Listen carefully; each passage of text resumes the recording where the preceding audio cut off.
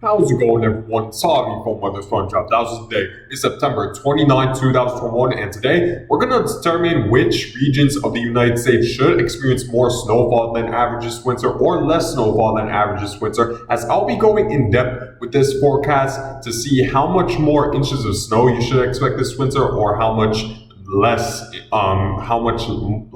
inches of snow you should expect for this winter. But before I begin, make sure to subscribe if you want to see more weather content. Make sure to like if you like this video. Make sure to turn on post notifications if you want to see even more weather content. So let's begin by taking a look at the current ENSO outlook over the next several months, and you see that over the next several months headed into this winter, a La Nina is more likely than not going to happen, as starting from November, the chance of a La Nina is hovering around 80%, and then it does steadily decline as we head closer into the later winter months. However, you see that even into December and January, there's still more likely than not of a chance of a La Nina occurring, and it's not until February where we do have around an equal chance of either a neutral phase happening or a La Nina phase happening for this winter, and this will have major impacts in what we should expect in each region of the United States. If we were to take a look at sea surface temperature anomaly over the past several months, you see that the temperatures have been warming just a little bit closer to the neutral phase, but it's expected to cool down again over the next several months, which would mean that a La Nina is most likely going to happen for this winter. And take a look at what the typical patterns a La Nina brings to the United States. You see that there's this very well-defined jet stream dip that dips very far southward, and it brings a lot of that colder air from Canada further southward into the Northwest Pacific, and that brings very cool conditions throughout the Northwest Pacific. We also have that prevailing Pacific jet stream moving through, which brings more moist and cooler than average conditions throughout the Northwest. And since we have a very noticeable jet stream dip during a La Nina, that typically brings a lot more colder temperatures throughout not only the Northwest but throughout the Great Lakes region and even the Northeast as well, because that jet stream dips just far south enough to allow that cold air to filter in closer to the Northeast, which would mean that in most cases, most of the northern United States should experience more snowfall than average during the La Nina. But there are other things we need to take a look at before we jump into the conclusion. The next thing we need to take a look at is the overall temperature anomalies that La Nina typically brings. So pretty much in this climate, the vision composite, or the I put pretty much all the years that were La Nina into this climatology data plot, and it pretty much compared the temperatures from the La Nina years to the long-term average, which extends from 1991 to 2020, and you see that there's a pretty big agreement that during La Nina years, we experience a lot more colder than average conditions throughout the northern United States, based on the history we've had with La Ninas, where based off of comparing the La Nina years to a long-term average, it's typically a lot colder in the northern United States overall. This even extends to the Northeast, but it's especially more colder in the upper Midwest states, which includes states like Montana, North Dakota, South Dakota. So as a result, we're more likely going to experience more snow in the northern United States as a direct result of colder temperatures, as there's less likely of a chance during a La Nina that we're going to see more rain events, as opposed to, or I shouldn't say more rain events, but we're going to see an increased amount of rain events as opposed to snow events. So we should expect more snow events overall, thanks to colder than average conditions during a La Nina, and that's definitely something to be aware of. Now, taking a look at probably the biggest and the most crucial data point when determining the snowfall anomaly for this year is the snowfall pattern when it comes to La Nina years. And you see, based off of this map, okay, I think my internet ran out. Let me fix that real quick. I apologize. So taking a look at the overall average snowfall patterns when it comes to La Ninas, you see that we experience a lot more snowfall than average pretty much all throughout the northern United States, and these represent how much the difference in average snowfall from and you see that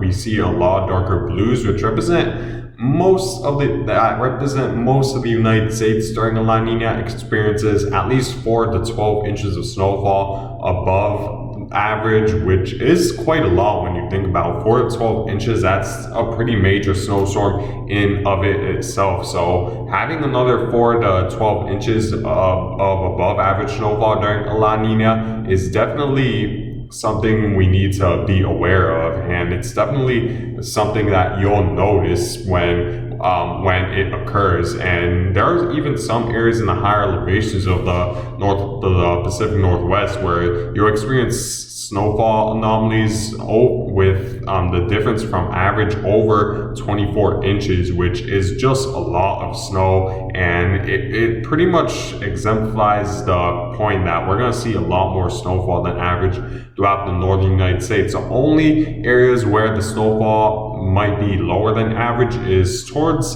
the southwest, I'd say right around New Mexico, southern Colorado, Kansas, Texas, as well as Arizona, where the snowfall seasonal average is a little bit less, around 2 to 4 inches less, but it isn't anything major. And we do have a little bit of a patch closer to the mid-Atlantic. However, I take it with a grain of salt because La Nina is typically being colder than average conditions throughout the mid-Atlantic, so I'd suspect more snowfall than average overall throughout the northern United States, thanks to a very strong La Nina, and it could be compounded by the fact that we might see a negative Arctic Oscillation for this winter. So we certainly need to pay close attention to that, and it really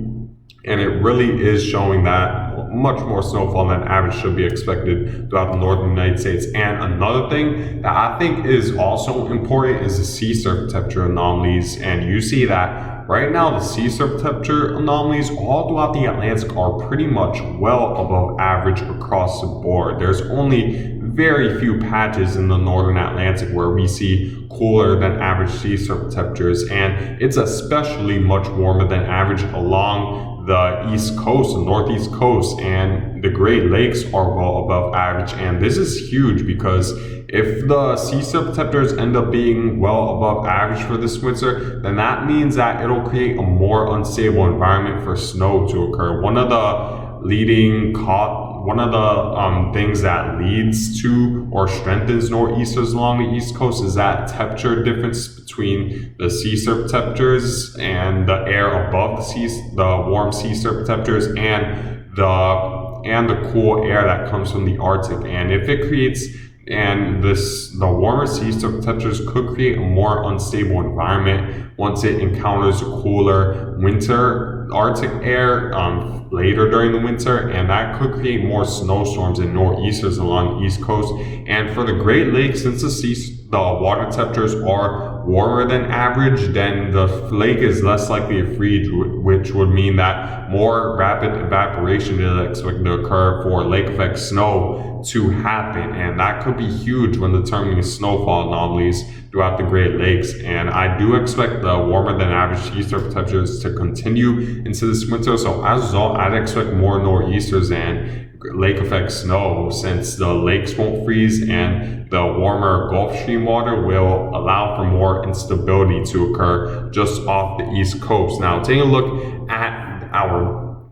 now at the Drought Monitor, I think this is another big factor when determining the snowfall anomaly throughout the United States. You see that a lot of the western United States is still under major drought, and it's been like this for nearly a year now, or maybe a little bit over a year, as you guys just been experiencing just very dry conditions. And that could mean a lot when it comes to snowfall, especially in the southwest, because if this drought continues till then, you're less likely to see above average snowfall, and you're more likely to see below average snowfall around the southwest. And while the Northwest Pacific is currently in a drought, I still do expect it to go away thanks to a La Nina, which typically brings strong Pacific jet through the region, which brings a lot of troughs through the Pacific Northwest, which will moisten up the atmosphere a little bit. but however, for the southwestern United States, La Ninas typically don't bring much more moist than average conditions throughout the southwestern United States. So as a result, I expect this drought to continue, and that could mean less snowfall than average throughout Arizona, New Mexico, and maybe southern portions of Colorado and Utah, and even Nevada and California as well, especially further southward. So I expect less snowfall than average overall for a lot of the southwest United States, thanks to a drought, and that La Ninas typically don't bring more snowfall than average throughout the southern United States and bring warmer than average temperatures throughout the southern United States. So as a result, I expect less snowfall than average overall for the southwestern United States, and I expect it to be the same for the southeast as well, since La Ninas typically bring drier than average conditions throughout the southeast. So we certainly need to keep that into consideration when making this snowfall anomaly forecast. Now, taking a look at the Arctic Oscillation, which is another pretty big data point, you see that we've been in negative phase ever since, I'd say, about last week or 2 weeks ago, and it's expected to and if this were to continue till early winter, we could see a pretty powerful winter on our hands, especially early. If this were to continue to then, it's difficult to forecast when an Arctic oscillation will occur. Typically Arctic oscillations stay at a certain phase over a 1 to 3 month period. We've been in a negative phase for, I'd say, around 2 months now, so we might rebound back to a positive phase, which might not be very good, because if we're in a positive phase during the fall months, that would cool down the atmosphere in Canada. A lot more snow would fall in Canada, which would mean that the temperatures will be colder. So when the negative Arctic oscillation comes, all that colder air will move further southward. If it were a negative phase right now, that would mean less snow in Canada, and as a result, less cold air, very potent Arctic air would move southward. However, if we're going to rebound back to a positive phase during the fall months, then we're more likely to see a colder winter when a negative Arctic oscillation comes into the United States and brings that Arctic air further southward, because it had the entire fall, because Canada and the extreme northern latitudes had the entire fall to cool down and for it to snow. So during the winter, that cold air will hit even harder during a negative Arctic oscillation if that were to happen. Taking a look at what happens during a negative Arctic oscillation, we see more polar jet streams dip further southward, which means more cold and snowier conditions, while during a positive Arctic oscillation, we see a stronger jet stream as a result of a stronger ridge and stronger low in the northern hemisphere, and that pretty much keeps cold air from northward rather than diverting southward into the United States. So we need to pay close attention to this winter and see how much more snowfall or how much less snowfall than average you should experience in each region of the United States. Now, taking a look at my snowfall forecast, which I did make a couple of weeks ago. So I made this snowfall forecast really to give you guys a good idea of what type of winter you should experience. However, it isn't the best way to exemplify whether you'll experience an above average winter or below average winter, since you might not exactly know how powerful a winter is in your location. So taking a look at this map, you see that a large area is going to experience just over 30 to 40 inches of snow, which includes New York City. And I pretty much wanted to make an snowfall anomaly forecast based off of the map I made to give you guys a better idea of whether or not you'll experience an above average winter when it comes to snow or below average winter when it comes to snow. So now taking a look at my snowfall anomaly forecast, you see that for most of the northern United States, I'm expecting more snowfall than average, while for the southern United States, I'm expecting less snowfall than average. In the higher elevations of Idaho, Wyoming, and even Montana, I'm expecting 36 inches of snow above average, which is just an insane amount and well above average when it comes to snowfall. So I'd expect just a very powerful winter in that region. I'm also expecting 36 inches above the average of snowfall when it comes to the Minnesota and Wisconsin, as because I think the Great Lakes will have a lot to do with the instability in this region, and it will contribute to lake effect snow and more potent snowstorms. And since we're going to see more clipper systems and colder Arctic blasts in the northern United States, I expect this area to get pounded the worst. And I expect 12 to 24 to 24 to 36 inches along the Great Lakes, which includes Buffalo, because we're going to see more lake effect snow thanks to warmer than average water temperatures of the Great Lakes. So it's less likely to freeze, and compounded by the fact we're going to see bigger jet stream dips thanks to a La Nina, we should expound 22 to 3 feet more snowfall this winter than what you typically see in Buffalo and surrounding areas. So that is definitely gonna be quite a major winter for a lot of you guys, and for a lot of the United States, which includes Boston, New York City, Philadelphia, Washington DC, Chicago, Cleveland, and